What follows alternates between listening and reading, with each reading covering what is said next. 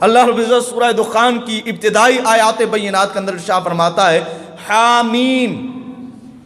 یہ حامیم حروف مقطعات میں سے ہے. ان کو لوح قرآنی بھی کہتے ہیں. لوح قرآنی اگر کسی کے پاس لکھے ہوئے کسی بلڈنگ کے اندر موجود ہوں، گھر ہے یا دکان ہے، کسی جگہ پر آپ ان کو لٹکا دیتے ہیں اور صبح سویرے آپ ان کا دیدار کرتے ہیں تو اللہ رب العزت اس جگہ پہ خیر و برکت کا نزول فرماتا ہے. حروف مقطعات جو ہیں جن کو لوح قرآنی کہا جاتا ہے، ان کی برکت سے اللہ رب العزت وہاں خیر و برکت کا نزول فرماتا ہے. آفات و بلیات سے اللہ رب العزت محفوظ رکھتا ہے. تو اللہ رب العزت نے فرمایا حامیم. اب یہ جو حروف ہیں ان کے بارے میں مفسرین کرام فرماتے ہیں اللہ ورسولہ اعلم بمرادہ، اللہ اور اس کا رسول اس کی مراد کو بہتر جانتے ہیں. اس کی مراد کو کون جانتا ہے؟ اللہ اور اس کا رسول جانتے ہیں. یہ اللہ اور اس کے محبوب کے درمیان رمز ہے. یہ یا رب جانتا ہے یا مصطفیٰ جانتے ہیں. والکتاب المبین، ہمارا روشن کتاب کی قسم. اب روشن کتاب سے قرآن مجید مراد ہے. ہمیں روشن کتاب قرآن مجید کی قسم.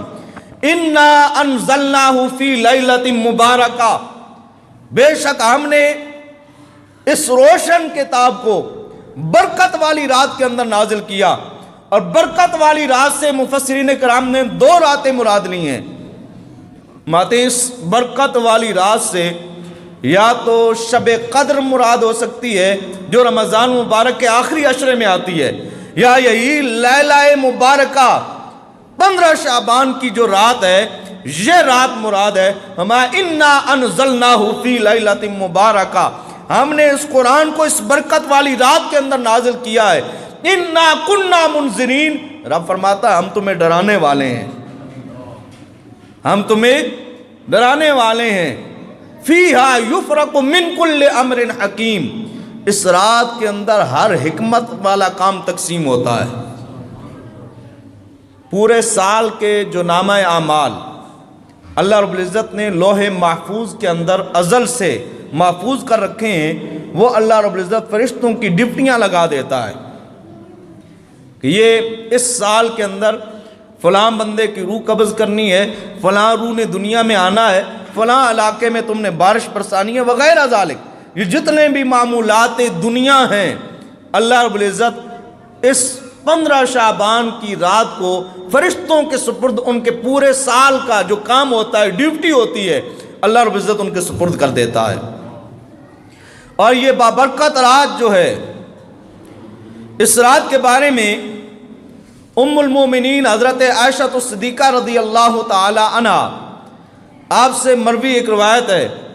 المومنین حضرت عائشہ الصدیقہ فرماتی ہیں اس رات میں اللہ رب العزت آسمان دنیا پہ جلوہ گر ہوتا ہے. ان اللہ تعالی ینزل لیلۃ النصف من شعبان الی السماء الدنیا، نصف شعبان کی جب رات آتی ہے تو اللہ رب العزت آسمان دنیا پہ جلوہ گر ہوتا ہے.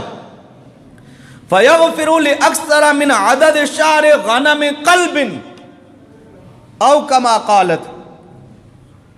اس رات میں اللہ رب العزت بنو قلب کی بکریوں کے بالوں کے برابر بھی اگر کسی کے گناہ ہوں تو اللہ تعالیٰ ان کی بخشش فرما دیتا ہے.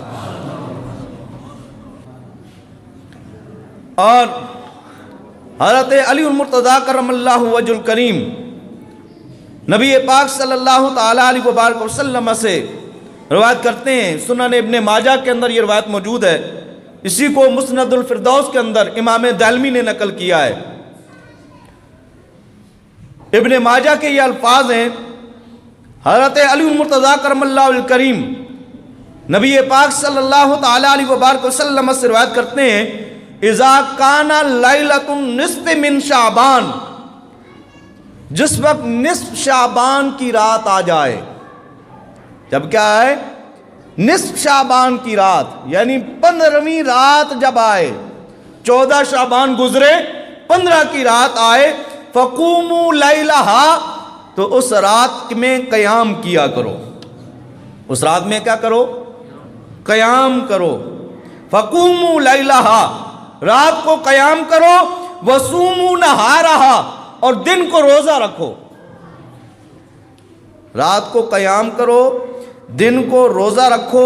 فإن اللہ تعالی ينزل فیہا لغروب الشمس الی السماء الدنیا، جس وقت سورج غروب ہوتا ہے، سورج کے غروب ہوتے ہی رب آسمان دنیا پہ جلوہ گر ہو جاتا ہے۔